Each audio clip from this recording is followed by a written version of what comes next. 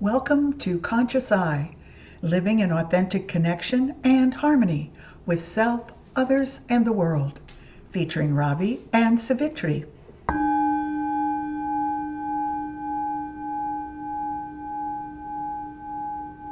Hey, Ravi. Good morning, Savitri. Welcome back. Welcome back. Yeah, we haven't been off too long, but it's gone a week between episodes for the listeners. Right, right. So here we are again to talk. This will be part three of our four-part series of Resilience is a Sacred Evolution. So I did want to mention too that while this is a series, each of these episodes are standalone. They So really are. anybody can listen to them anytime and get something. They don't lean on each other or rely on each other for them to make sense or work in your life. So yeah, feel free to go back and listen to the other two now or later or whatever works for you. But And we're finding a lot of different perspectives about resilience too. At least I am as I go through some of this material. Very interesting. yeah, yeah. I mean, we've talked about it's important for resilience. It helps us regulate our emotions. It helps when we regulate our emotions, we usually experience greater health, physical wellness. That's very related to our psychological resilience. So we are more than our physical bodies. I think we've talked about that quite a bit. And I think if you go back to episode 8, the subtle self, we do a little bit deeper dive into that, the 10 bodies according to yogic science. So as we make meaning of our life's challenges and move through cycles of order and disorder, growth and destruction. Those are the things that sometimes don't make sense to us. You know, why is this happening? Why is this happening to me? And but we live in a world and this plane of existence where there's polarity, and so we will have cycles of order and disorder, growth and destruction, life and death. And it's that approach that we take to all of these cycles that helps us build our resilience and flow rather than live by force. It's essential to our sacred evolution and our evolution of the whole self, and I think that's of humanity and the collective. Through today's episode on self-compassion as a resilience practice. I took inspiration from today's episode, Kristen Neff, and then Dr. Christopher Germay. I'm sorry, I never really said his name out loud before, but I've had her mindful self-compassion workbook for some time, and I've used it a lot in my work. So it's subtitled A Proven Way to Accept Yourself, Build Inner Strength, and Thrive. And so that's... Self-compassion was a big turning point in my life. It was something that I had to really wrap my mind around, and I've really leaned into her work. So Seems like it's easy to be compassionate about others, but it's difficult to be self-compassionate. So I, it's a thing. yes, and I think for some of us, and I think just like everything, how it's paradoxical, it's there's a paradox. I think for some people, it's very easy to gloss over some things in themselves and have a very challenging time finding that compassion for others. I think it can be on the reverse of that as well.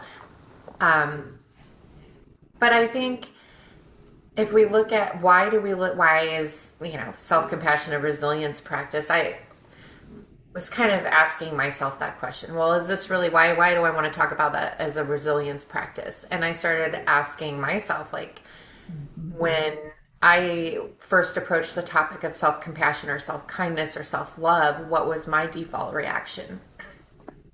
If you might ask yourself those questions, it might sound like, well, that's all woo and poo and fluff, or those I took that pull yourself up by your bootstraps, or it took discipline for me to get to where I am today. And my favorite internal message was, well, if I'm not hard on myself, well, then who will be, and how will I go anywhere? And some people, have that viewpoint. Well, the world is tough, and you've got to be tougher. The world is just a hard place, and so you have to, you know, build up walls. And any sense of self-compassion makes you weak. I've always I'm intrigued by those who post, "Don't mistake my kindness for weakness." It just speaks to how we view self-compassion and kindness, or kindness in general, in the world. It's part of the culture, and I think about uh, the different ways that it shows up. Like one that came to mind just now was turn the other cheek. Well, what does that mean? As far as what you just said, having to do with the weakness versus the compassion, and being kind is showing weakness. Uh, that says something really intense about our culture, is how we perceive each other.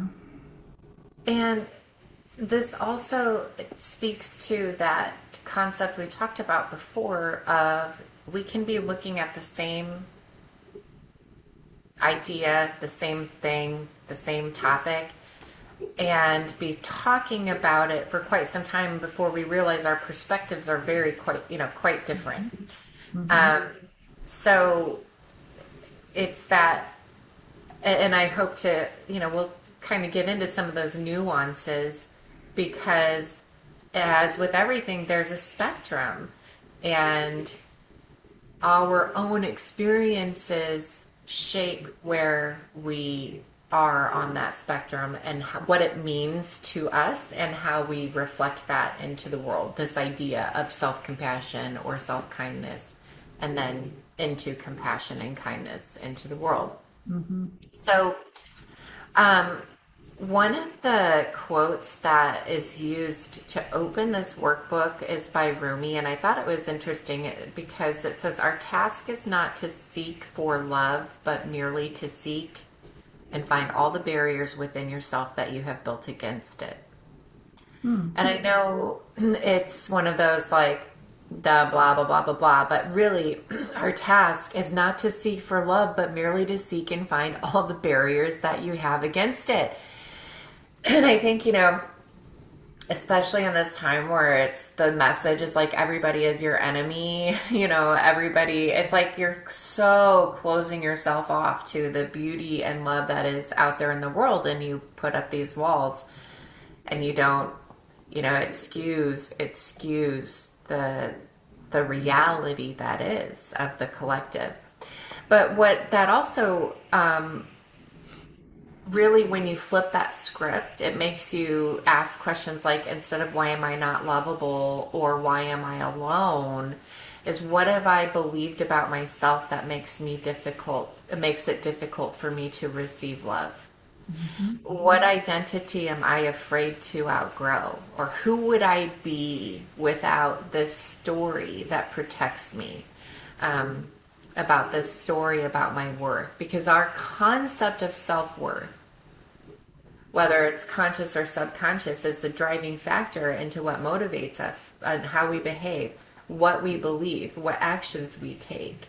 And if there's that very low sense of self, we a lot of times make up for that we try to make up through the ego version of ourselves, which becomes inflated and distorted and skewed. So with all that rhetoric of pull yourself up by your bootstraps, flipping the script, I was into that. I was big into that. I, work hard and you'll get what you want out of life. And Mm-hmm. if you're not getting, then if this isn't working for you, then, there's a lot of systemic things that we also need to take into consideration, but it is an internal working as well. So it's the whole as within, so without. So I think that what self compassion goes hard on is the path of healing. And we're using that word. I know it's not one of our favorites, but the healing of guilt, the feeling that I am wrong, and also shifts our perspective into what we as a society hold as what is right and wrong, or put out there. I think what we say we believe and what we're showing we believe are two different things Hmm. sometimes. Hmm. Yeah. You know, comes to mind that we have a string of words that beat around the bush, so to speak, for compassion. There's pity, there's empathy, there's compassion, there's forgiveness, and then it goes on and on. You mentioned prejudice and bias in the way that we look at others, and we also have those things in ways that we look at ourselves. And then that gets down to one of our favorite topics, which is judgment. And it seems like it starts there. It would be hard for me to imagine. I may have to think about this a lot because this is new territory.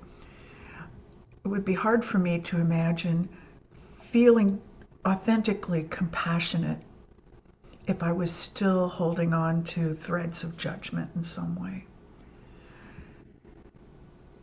So, Well, no, I love that you said that because I want to open with a little bit of a practice which I think will demonstrate lovely. all of this and what you just mentioned. So let's see if we can get a feel for that scale of self-compassion where we are on that. And I think that by doing that, and this is just a little experiment because, the topic of self-compassion as a practice of resilience does seep into the topic of compassion in general. So this is an inner and an outer um, working, I think. But so this is just me experimenting here. So we'll see if we can get a feel for where we are and see how that ties into how we project that into the world. So Good. I if love you're a science experiment. Let's go. okay, all right. So if you're not driving or doing something that really involves your eyeballs, you might want to close your eyes for just a moment and allow your mind to bring up memories of times where you've been supportive of a close friend who was struggling. So maybe they were facing a career challenge. Maybe they were laid off or just in a soul sucking job and barely making ends meet. And they're coming to you. Or maybe it was a friend who came to you for a shoulder to lean on when they were lonely or going through a relationship breakdown. Maybe this was a friend who was struggling being a parent or caring for their parents. So, whatever touch point comes up for you in this practice, allow your mind to drift through your memories of that time and really think about how did you respond in that situation? What were your conversations like with that friend or loved one?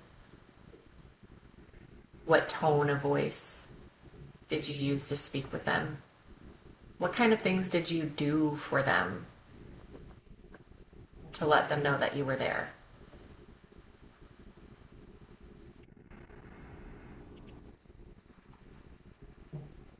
And as you hold space for those memories, maybe do a little inhale and exhale.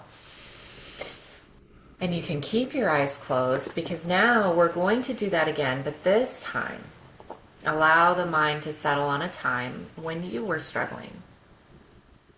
And maybe you'd been going through something just like your friend. Or maybe you had met with an unexpected health challenge. Maybe you were faced with financial or legal issues. Maybe the world stopped feeling gratifying and you weren't sure what felt meaningful anymore, and you went to this friend, or you are now responding to yourself. How did you respond to yourself in that situation? What were your conversations with yourself like in your mind? What was the tone of voice that you used to talk with yourself? And what kind of things did you do for yourself at that time?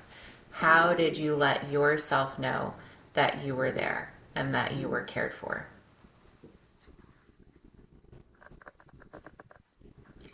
And so let's take another inhale and exhale.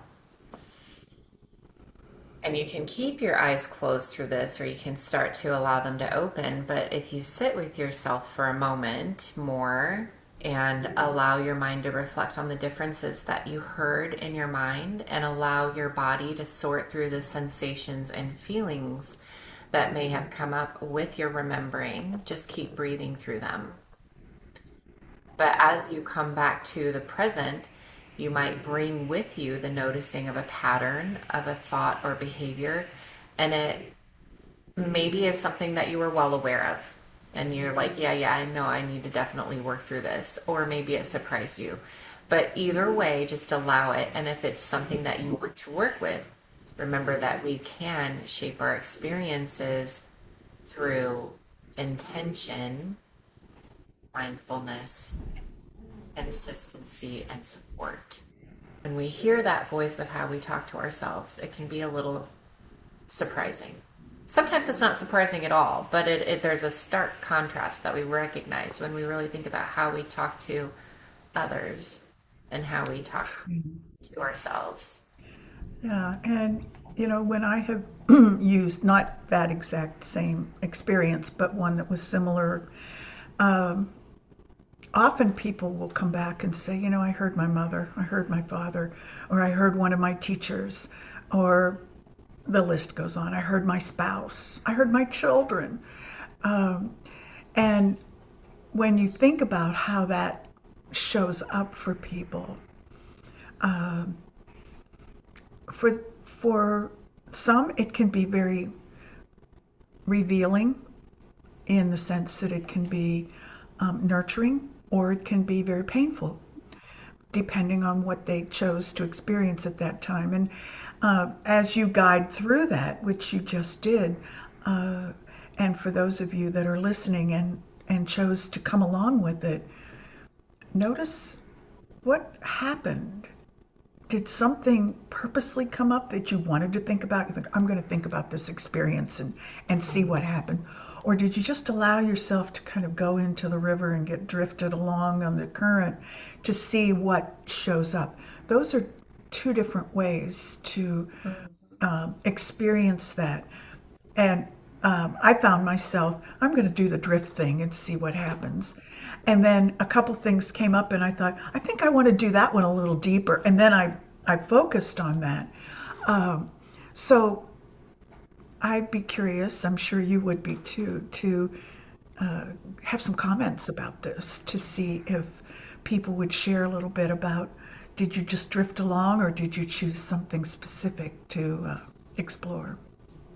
Yeah, because it is. And every time you dip your toe into that water, it might be a different experience. Exactly. That isn't just a practice that you can do once and it's done, but come back to it and check in with yourself. And that's your little barometer check to see where you are, and why that's important to how we interact in the world. Because I still, it's like, well, okay, those voices come in and we hear them and we know they're harsh, but that's who made me what I am, and that's what shaped me, and I wouldn't be who I was today without those, without that criticism or whatever we experienced.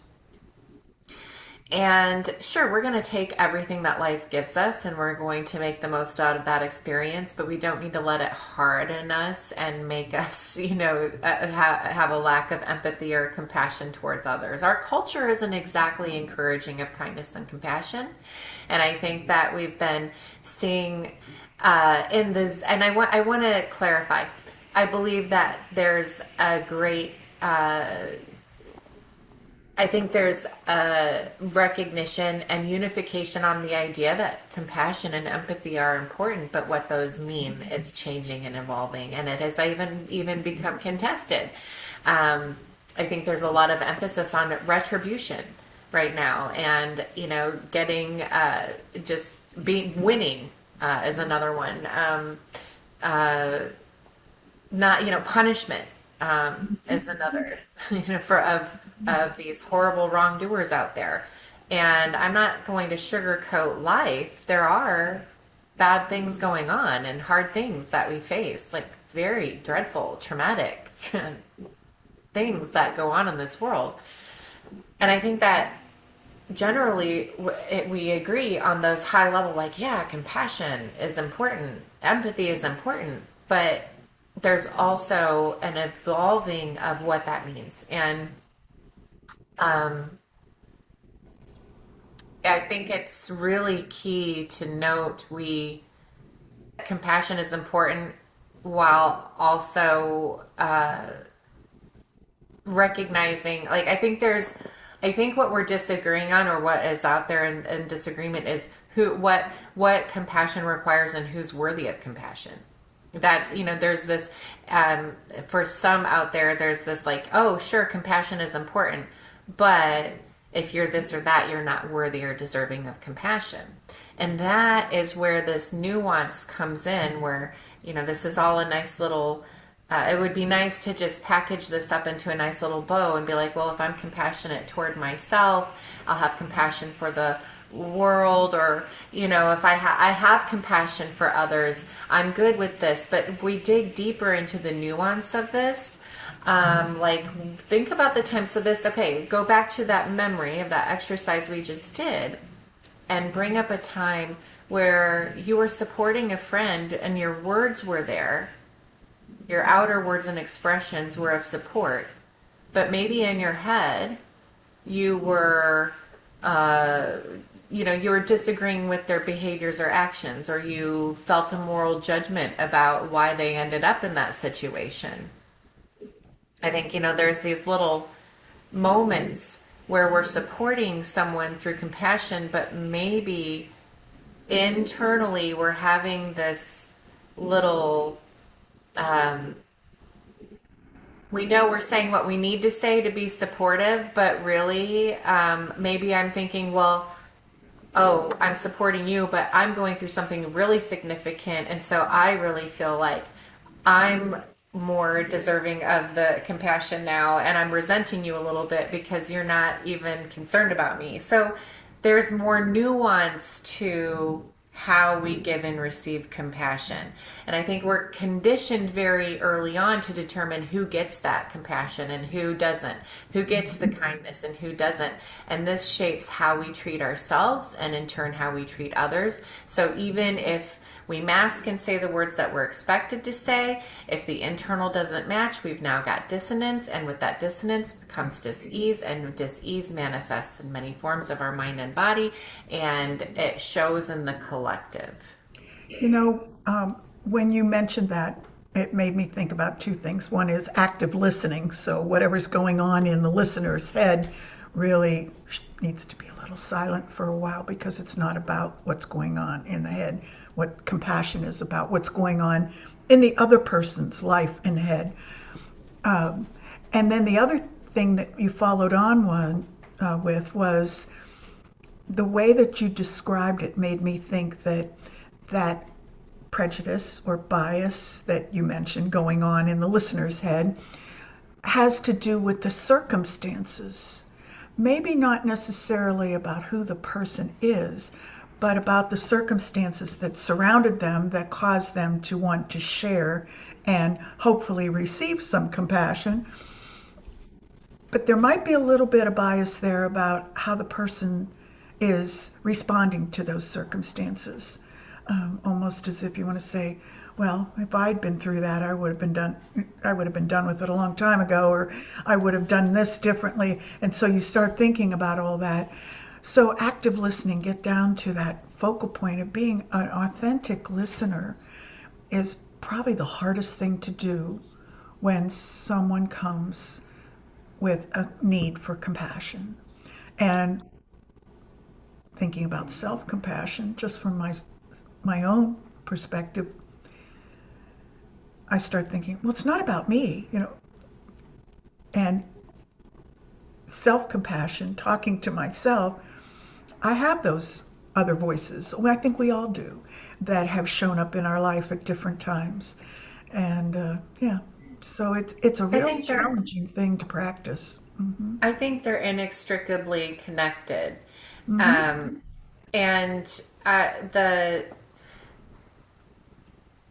there's maybe sometimes misrepresentation. Empathy can be misrepresented. I think as I can empathize if I with your situation if I can understand it.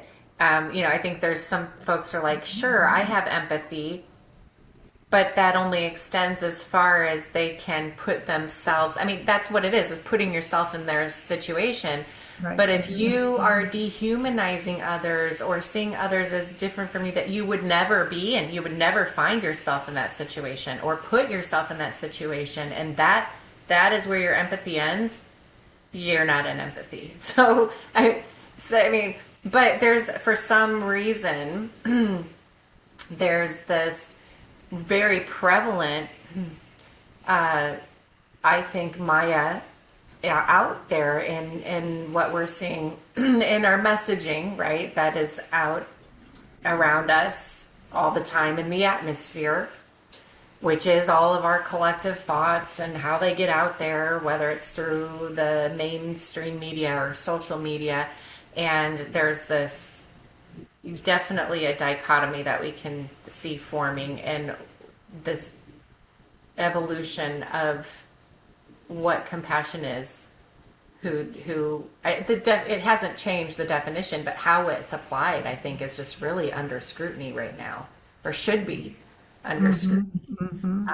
We should really be questioning how we're approaching the empathy and compassion that we are giving to ourselves and to others.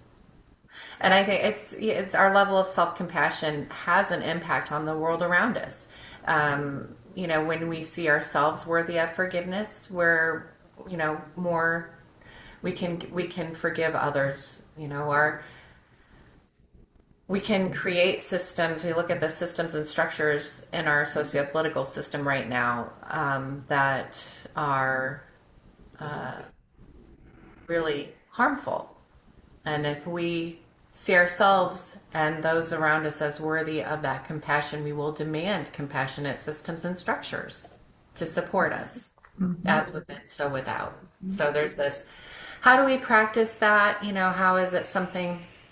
I think one of the things that we have to do is ask what barriers prevent me from seeing another person's humanity.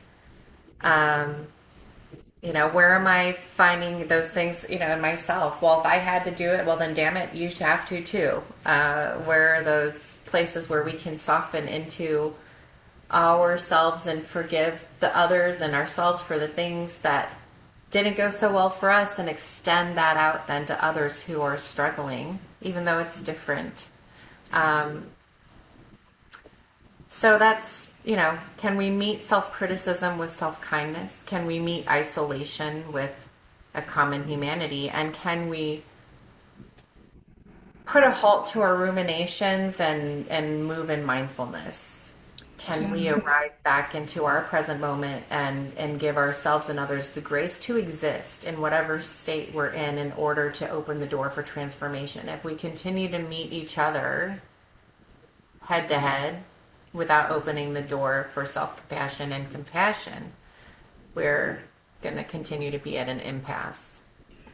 And that gets back to what you mentioned earlier, and I think we talked about in a previous episode, is that we can be standing side by side and experience the same event and have a completely different emotional response, a completely different perspective about how it fits or doesn't fit into our worldview.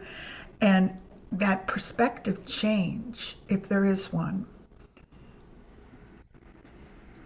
is about that sacred evolution because it brings us into a more common and deeper way of knowing another and their humanity that you mentioned, coming into an understanding. Understanding is probably the first awareness, then understanding, and then eventually you have a knowing. And when you have a knowing, compassion just flows naturally. It's not something that you actually give, even though it is a gift, but it just flows because you have that connection in a way that you're able to see their worldview without um, bringing in bias or judgment, comparing your own worldview. It's suddenly my worldview doesn't really matter right now. It's this other person's worldview that really is part of where we need to be right now. That takes It's a little. adored. Mm-hmm. Well, it's because it creates transformation. Like It does. without that, there's no transformation. Mm. So, um, yeah, uh, here I went in, jumping in with a thought that came in is real strong and then just flew away. But um,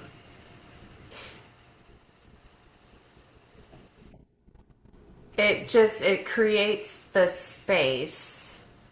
It doesn't negate the need for accountability or justice or change, but it creates space for that change.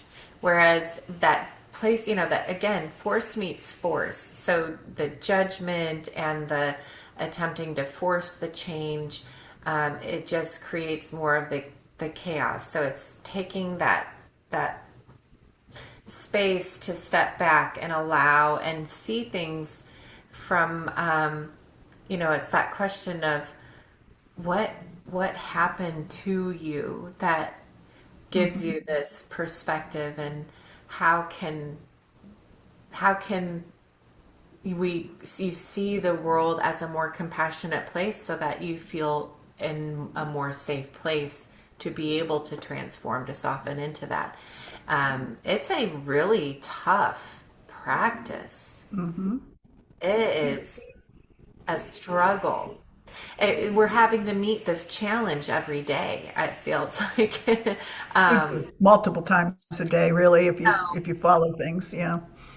So as I fumble through this topic, it really does. I think I still really wanted to bring it into this conversation because it is such a pivotal, it's such a key factor in our sacred evolution and our spiritual evolution and our evolution as humans existing together on this planet, where really feels like right now there's a war on your right to exist. That if you don't present in this way, or if you don't believe in this way, then you don't even belong here. Instead of, we are just the fact that we exist gives us the right to express ourselves as who and what we are within Mm-hmm. those limits of the yamas and niyamas, right? The true laws um, Mm-hmm. of of not the man-made laws that we see evolving here every day. So it's really stepping into that space to allow us to transform together. Um, and holding space for that right now is really tough. Yeah. And to have compassion doesn't mean that you have to agree with their perspective or even their reason for being a certain way. You recognize it, acknowledge that it exists, see the element of pain that may be there, and have compassion toward that. Doesn't mean I have to change. I can recognize those things, not agree with maybe even the way someone thinks and what they do, but I understand it. And there is a pain point that we all hold. That's part of living in some ways. Not that we are always structured around pain, but we have pain on a daily basis, and we have joys too. So again, we get back to that continuum. I may not agree with how someone chooses to have joy. I might think, oh, that's silly. That's. But I recognize that that is something that is their perspective, and I can feed into it. Doesn't change me other than I'm able to share with someone something else. So we have those things that happen, and that's part of having relationships and living within a society and showing up and being authentic. Well, and when we start to experience a shutting down of that expression or the ability for us, for us all to express that aspect of ourselves, then we really need to um, be aware and be Hmm. watchful, Hmm. because again, this is not an excuse. It's not an escape route for doing harm or for um, having compassion for others is not an escape route for them to do harm Exactly. Yeah. Yeah, I agree and with that. and perpetuate harm in the world. We can have accountability with compassion. We can have justice with compassion. Hmm. Compassion is extended as an understanding of why something may happen, not as an excuse for it. So the change and transformation, it creates space for the change and transformation that needs to occur, um, but in that space of compassion. So I just want to, And I think it happens on both sides. The transformation can happen from the person that is doing something that maybe needs some accountability. It also comes from the person who's um, sharing compassion. Maybe it surprises them that they can feel compassionate about uh, an individual who is um, so far out of bounds as far as your own human value system is concerned. But there's evolutionary growth on both sides. So just something to consider. You can see the big picture, a 360-degree view, and not necessarily buy into all those degrees. You might be sitting at 10%, but it's what you do with that that really makes a difference. right. So it's a constant just coming back to the present moment, giving ourselves and others that grace to Hmm. Hmm. exist and evolve and become that highest version of ourselves. And hopefully we continue to wake up with resolve and resilience every day, even though times feel chaotic and that wheel is maybe turning a little bit more on the, the side of chaos than calm right now. Um, but that's what we're here to do is hold space for each other and continue the conversation moving forward. And I always go back to my practices. They have become a refuge for me. I mean, they always have been, but in these moments of chaos that you just described, uh, just having that time every day to reset makes a big difference. One of the significant astrological patterns that I think is really influencing this topic of compassion, self-compassion, is Neptune in Pisces. And I think there's this suspension of reality playing with the evolution of reality. So Neptune is that very nebulous, dreamlike, fantasy state in Pisces, which is very a nebulous, dreamy fantasy sign. And we see the versions of reality becoming very skewed. And it's wild to get on social media and see what people are posting, especially with AI, which is tied to, this Neptune transit, because we can hardly tell out there what's real and what's not. So we have to be very careful of what we're buying into, that we're not manipulated by a false reality, because right now it's very difficult to tell what's Mm-hmm. reality. Mm-hmm. No matter how woke you think you are or how dumb you think wokeness is, either way, you know uh, what this for the next 14 years as Neptune moves through Pisces, we really have to be cognizant of what we're accepting as our version of reality Yeah, and and we how have Saturn in there right now too, who is trying to hold the line and keep us focused in an environment that really is not made for that. And that's what I think you're describing is some of that.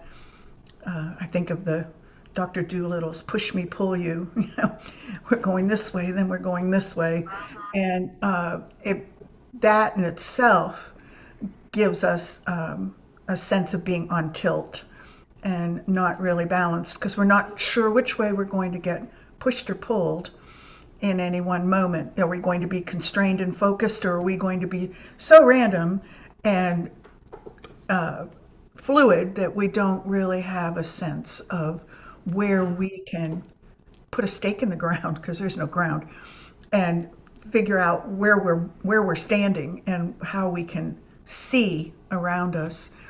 Yeah.